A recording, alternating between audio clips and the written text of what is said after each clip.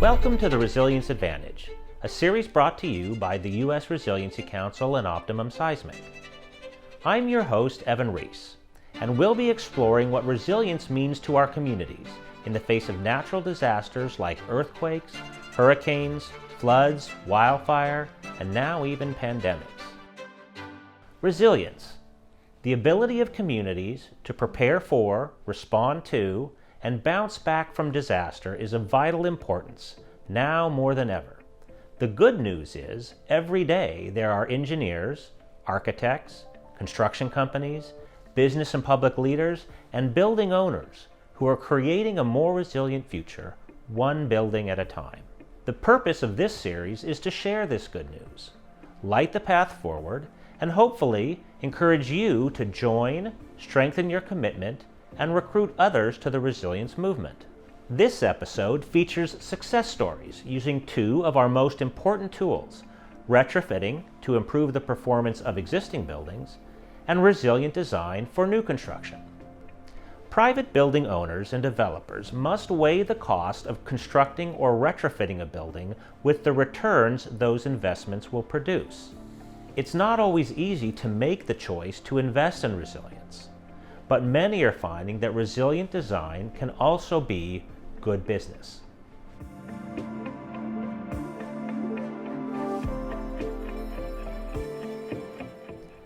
After a natural disaster, our local and state governments must not only protect the employees that work in their buildings, they also have the added responsibility of making sure that the citizens who rely on them continue to receive vital services.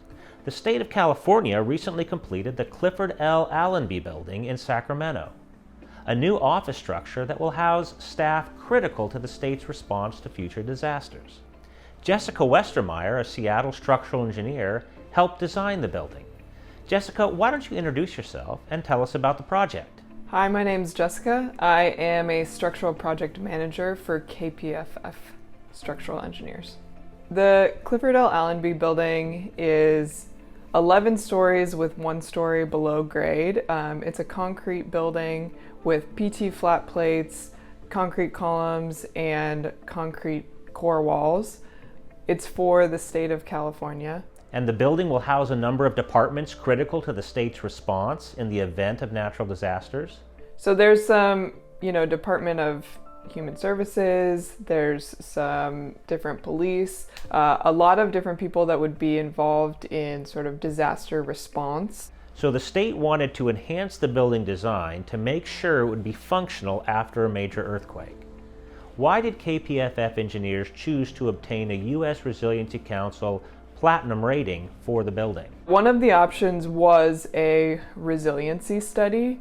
And so this would really tell them about the behavior and the performance of the building after a seismic event hit. We realized that sort of all of these enhancements went hand in hand. So if we already have to design for a higher level of seismic force, we already were committing to limiting our drifts to less than 1%. We're already adding a multiplier to our seismic shears in our concrete walls. We're already doing all of these things to show that we're above code level. So that fit really well with resiliency, and that sort of the USRC rating sort of gave us a tangible way to quantify all of these enhancements, which would probably have just been lost to the general public without this study. And I don't think anybody would have really understood, why we were doing this in the future. Because it's one thing for engineers to build complex computer models and design a building to be stronger and stiffer than the code might require, but communicating that performance to the public or even the owner can be challenging.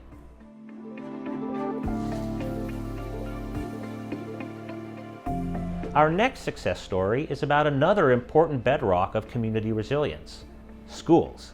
And in this time of COVID, we've seen how disruptions to our schools and our students' learning has been incredibly difficult. Imagine when school districts also have to deal with damaged or unusable school buildings from an earthquake or a storm. iMod Structures is a company that is addressing that challenge by designing, building, and delivering resilient classrooms throughout California. So Craig, what motivated you to make resilience a part of the value proposition for these classrooms? Resiliency is an incredibly important component of our building system and objective of our company. And for the reason simply that it's predicted that over the next 20 years, there is pretty close to 100% chance that somewhere in California there'll be a seismic event of a 6.7 or larger. And it makes no sense to us to deploy our assets, especially assets that are designed for children, for students, and for the teachers, such that during such a seismic event, the building may remain standing, but because it's so badly damaged, the building cannot be used again and has to be pushed into a landfill or experience an extended period of time to repair the building at tremendous cost. So the building we designed is so resilient that even in the face of the largest predictable seismic event anywhere in California, the building will not only survive, but it will not be damaged in any major scale, and it can be returned back to use within a few days.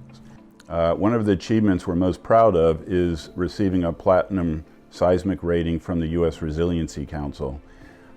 In my experience, having been in the commercial real estate business, we're all familiar with sustainability, and we continue to embrace and attempt to achieve high sustainability ratings. Resiliency is something, frankly, quite new to me and to the many people that I talk to. And resiliency doesn't talk about the building's ability to survive a major seismic event. Rather, it examines how quickly you can return a building to operation after a seismic event. And your product shows that building resiliently doesn't always have to be expensive. Working with your structural engineers, you are able to keep the cost of classroom units affordable, while still making them highly earthquake resistant and meeting all of your other production efficiency goals. That's exactly correct. The product we sell is available at a price that's lower than conventional site-built buildings and has built into it for no additional cost a platinum seismic rating from the USRC. And for that reason and other reasons, we believe that our product is being well accepted in the marketplace. We have pursued 4 pieces of business to date in a competitive bid situation, and we've won 4 out of 4.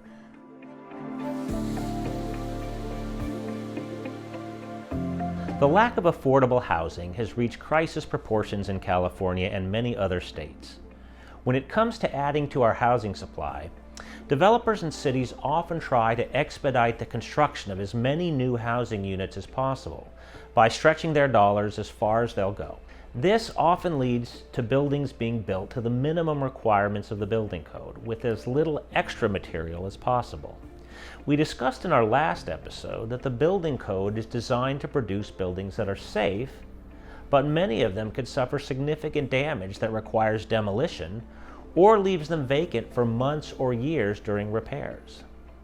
It doesn't have to be this way, though. Structural engineers with expertise in performance-based engineering are finding innovative ways to make new housing more resilient at a minimal cost premium. I had a chance to catch up with one of these engineers, David Marr, at the National Earthquake Conference in San Diego last spring to learn how he's making it happen. The project I'm most excited about is a affordable housing project in San Francisco. It's called Casa Adelante. It's a 9-story building. It's 100% affordable housing designated for seniors. 25% of the units are designated for formerly homeless. So if you think of the population, the folks in this building, they don't have a lot of resilience. They don't have extra money. They can't go to hotels after an earthquake. And so the dynamic here is that there's a both kind of need, opportunity to make a building that's more resilient, that allows folks to kind of stay in their homes while repairs are happening. And what kind of technologies did you use in this building to make Casa Adelante more resilient? We collaborated with a professor from New Zealand, Jeff Rogers. He fabricated and developed this lead extrusion damper for us. and we embedded the damper kind of in the foundation. So when the walls take the big earthquake hit, the foundation rocks, the damper gets activated, energy comes out, and then the weight of the building helps recenter it. Same like technologies that you have in cars, it's exactly a shock absorber. So in terms of performance, how do you expect this building to behave? The structural damage will be sort of limited and repairable and won't impede people staying in the building. We want to be able to keep people in their homes while repairs are going on. So we're thinking like drywall taping and mudding and things like that. So it's inconvenience, but again, we're dealing with avoiding homelessness and displacement, and so the repairs are limited. And so what does having a building like this perform well in an earthquake mean for the entire city of San Francisco? So think of the city as a kind of big community organism, and they've got the expectation, and this is what we've seen after other earthquakes around the globe, is that resources are stretched really, really thin. It's a mess, there's damage all over the place. And so keeping people in their homes and giving them, keeping them safe while they can arrange repairs is key to sort of having a city and a community recover and bounce back. Resilient design is not just for new buildings. In fact, it's critical that we counteract that myth. In most cities, nearly 90% or more of the built infrastructure was constructed prior to the adoption of modern building codes. Some of these structures can present life safety risk in an earthquake or other natural disaster.